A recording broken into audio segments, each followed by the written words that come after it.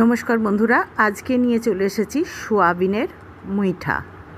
সোয়াবিনের মুইঠা করার জন্য সোয়াবিনটাকে বেশ খানিকক্ষণ ভিজিয়ে রেখে দিতে হবে। এরপর ভালো করে জল নিগড়ে সেগুলাকে তুলে নিয়ে মিক্সিতে আদা এবং কাঁচা লঙ্কা দিয়ে ভালো করে বেটে নিতে হবে। এরপর একটি বাটিতে সেটা নিয়ে তাতে নুন আর একটু বেসন, একটু কালো জিরে সব রকম দিয়ে ভালো করে দেখুন এইভাবে মুঠো আকারে পাকিয়ে নিতে হবে।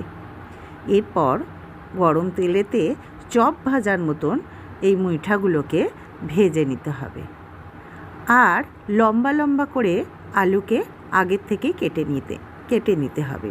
এরপর কড়াতে জিরে আর একটু এলাচ দিয়ে ভালো করে তেলেতে আলুগুলোকে ভেজে নিয়েছি। ভেজে নেবার পর পেস্ট করে রেখেছিলাম পেঁয়াজ, রসুন, আদা, টমেটো আর কাঁচা লঙ্কা, সেটা ভালো করে আলুর ওপরে দিয়ে দিলাম, দিয়ে ভালো করে কষতে থাকলাম।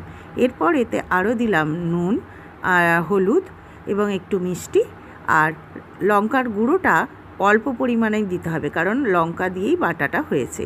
এরপর ধনে গুঁড়ো আর জিরে গুঁড়ো ভালো করে এটাকে কষানোর পর যখন একটু একটু তেল ছেড়ে দেবে তখন এতে দিয়ে দিতে হবে পরিমাণ মতো জল দিয়ে ভালো করে নাড়াচাড়া করে এটাকে ঢাকনা দিয়ে সিদ্ধ করে নিতে হবে, কারণ আলুগুলো তো সিদ্ধ হয়নি, একটু ভাজা ভাজা হয়েছে আর কষা কষা হয়েছে।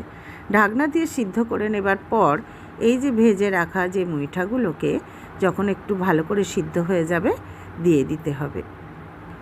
এই রান্নাটা কিন্তু খুব সুন্দর খেতে, মাংসকে হার মানিয়ে দেয়।